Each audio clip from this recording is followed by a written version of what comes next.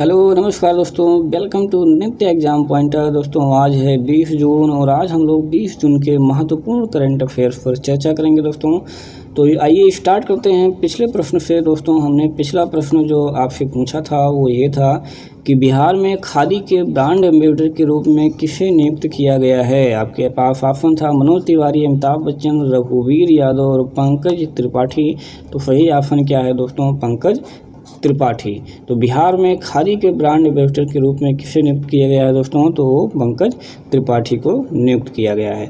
बिहार राज्य सरकार ने बॉलीवुड अभिनेता पंकज त्रिपाठी को बिहार खादी का ब्रांड एम्बेसडर नियुक्त किया है। पंकज त्रिपाठी मूल रूप से बिहार के रहने वाले हैं, जो कि बिहार में पटना में स्थित खादी और भारत के सबसे बड़े खादी माल, ये जो है इम्पोर्टेंट पॉइंट है दोस्तों, भारत के सबसे बड़े खादी माल को बढ़ावा देंगे।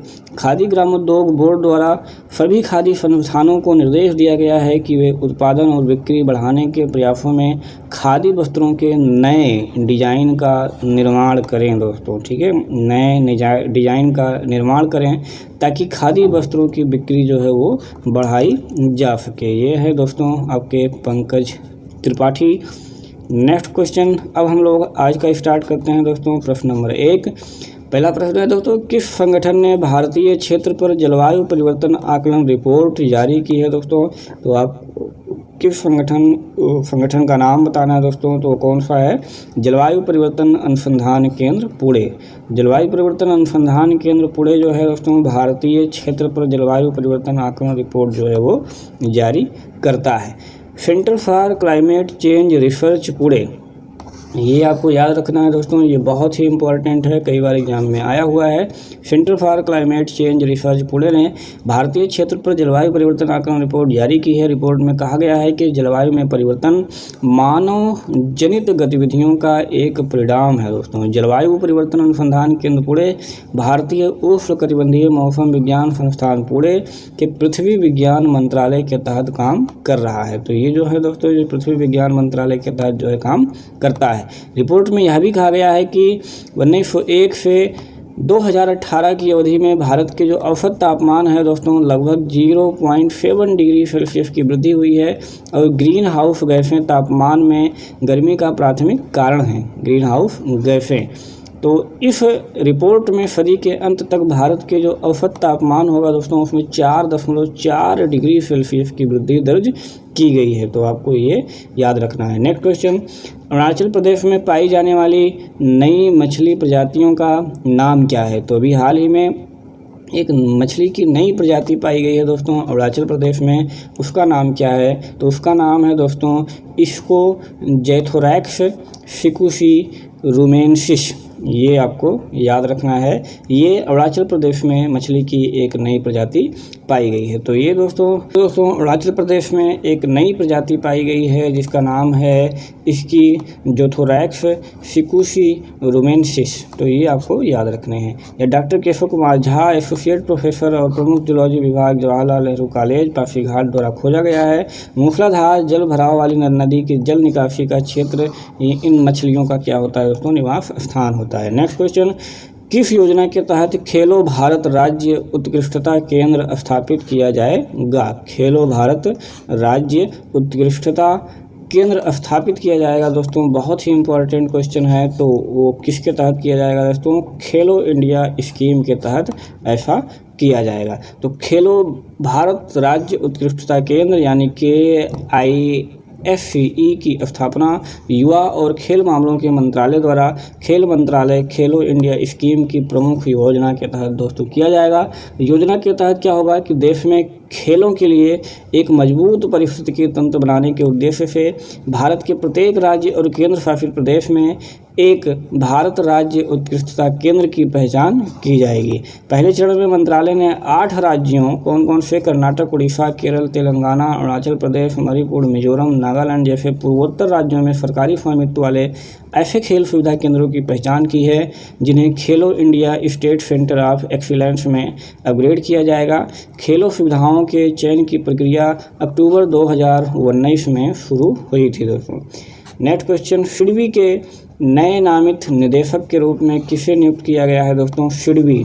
तो बताना है कि इसके नए निदेशक कौन नियुक्त हुए हैं दोस्तों? तो वो हुए हैं देवेंद्र कुमार सिंह, सिडबी के नए निदेशक हैं। तो देवेंद्र कुमार सिंह दोस्तों वित्त मंत्रालय द्वारा अधिसूचित लघु उद्योग विकास बैंक, यानी ये सिडबी का ये होता है लघु उद्योग विकास बैंक के नए नामित निदेशक के रूप में दोस्तों नियुक्त किया गया है। वर्तमान में वह सूक्ष्म लघु और मध्यम उद्यम मंत्रालय के अतिरिक्त सचिव और विकास आयुक्त के रूप में भी सेवारत हैं। वह राम मोहन मिश्रा का पदभार ग्रहण करेंगे दोस्तों। इसके पहले कौन थे? राम मोहन मिश्रा। देवेंद्र कुमार सिंह ई गवर्नेंस में सुधार, प्रक्रियाओं की डिजिटलीकरण, अधिक व्यापार सुविधा और पारदर्शिता के लिए विदेश व्यापार नीतियों के निर्माण पर भी दोस्तों ये काम करने वाले हैं। ठीक है, तो आपको याद रखना है देवेंद्र कुमार सिंह सिडबी के नए नामित क्या होंगे दोस्तों? निदेशक हैं। ठीक, चलिए आइए नेक्स्ट क्वेश्चन देखते हैं। एशियाई फुटबॉल परिसंघ AFC ने 2022 महिला एशियाई कप की मेज़बानी के अधिकार निम्न में से किस देश को दिए हैं दोस्तों? तो वो दिए हैं भारत को। यानी कि एशियाई फुटबॉल परिसंघ ने 2022 का जो महिला एशियाई कप होगा दोस्तों वो कहाँ पर होगा? भारत में होगा।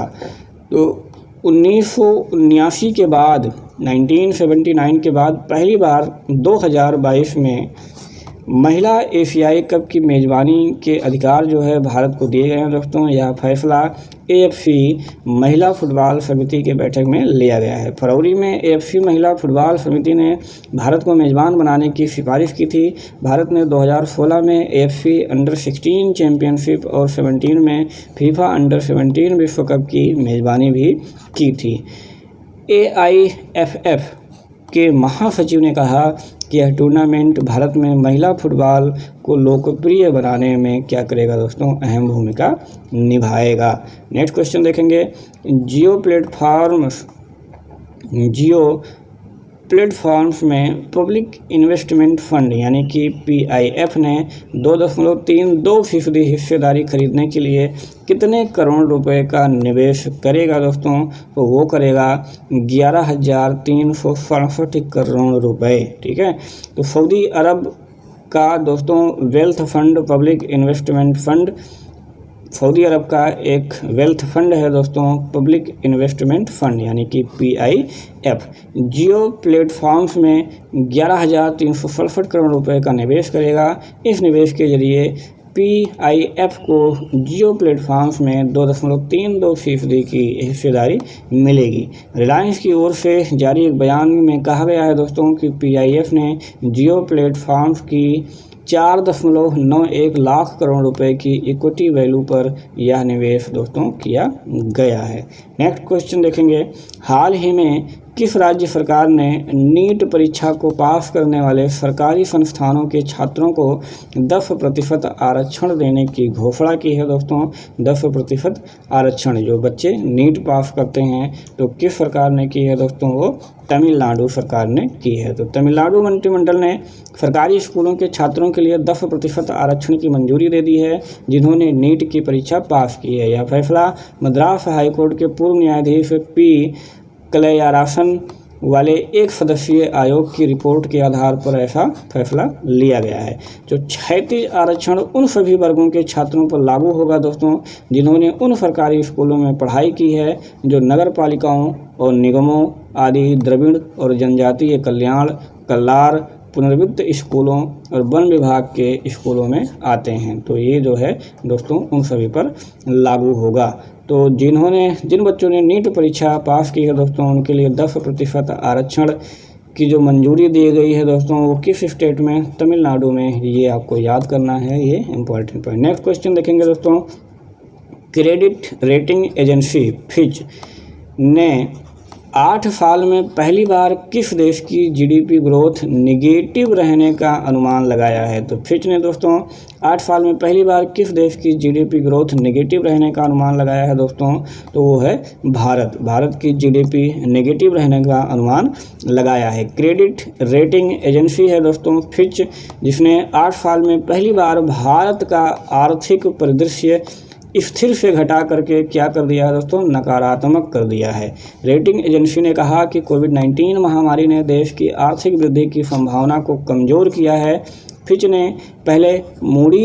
से पहले दोस्तों मूडीज ने भी इस महीने की शुरुआत में देश की रेटिंग को कम करके सबसे निचले निवेश श्रेणी यानी कि Baa2 में रख दिया था। फिच का अनुमान है दोस्तों कि देश की अर्थव्यवस्था में 31 मार्च 2021 को समाप्त होने वाले वित्त वर्ष के दौरान 5% का संकुचन आएगा। कितने का आएगा? 5% का संकुचन आएगा। फिच ने इससे पहले साल 2012 में भारत की अर्थव्यवस्था का परिदृश्य स्थिर से घटा करके नकारात्मक किया था। कब? 2012 में। उसके बाद से जा करके अब किया है 2020 यानी कि 8 सालों में पहली बार। नेक्स्ट क्वेश्चन, प्रधानमंत्री नरेंद्र मोदी ने हाल ही में वाणिज्यिक खनन के लिए कितने कोयला खदानों के नीलामी प्रक्रिया शुरू की है दोस्तों? तो कितने की है? तो 41 कोयला खदानों की नीलामी शुरू की है। प्रधानमंत्री नरेंद्र मोदी ने वाणिज्यिक खनन के लिए दोस्तों 41 कोयला खदानों की नीलामी प्रक्रिया शुरू की है। सरकार के इस कदम से देश का कोयला क्षेत्र दोस्तों निजी कंपनियों के लिए वो खुल जाएगा। सबसे बड़ी पॉइंट, प्रधानमंत्री नरेंद्र मोदी ने इसे आत्मनिर्भर भारत बनाने की दिशा में एक बड़ा कदम बताया है। वाणिज्यिक खनन के लिए कोयला खदानों की नीलामी प्रक्रिया की शुरुआत करने के मौके पर प्रधानमंत्री मोदी ने कहा कि देश कोरोना वायरस संक्रमण से अपनी लड़ाई जीत लेगा और इस संकट को एक अवसर में बदलेगा। यह महामारी दोस्तों भारत को आत्मनिर्भर बनाएगी। नेक्स्ट क्वेश्चन देखते हैं, ऑस्ट्रेलिया क्रिकेट बोर्ड हाल ही में किस बैटिंग कोच को उनके पद से हटा दिया है दोस्तों? तो वो हैं ग्रेम टिक। ग्रेम टिक को बैटिंग कोच के पद से ऑस्ट्रेलिया ने हटा दिया है। तो ऑस्ट्रेलिया के जो प्रमुख कोच हैं दोस्तों जस्टिन लैंगर ने हाल ही में कहा कि देश में क्रिकेट बोर्ड के खर्चे में कटौती की कवायद के तहत सपोर्ट स्टाफ की संख्या जो है वो कम करने का खिलाड़ियों पर कोई बुरा असर दोस्तों नहीं पड़ेगा।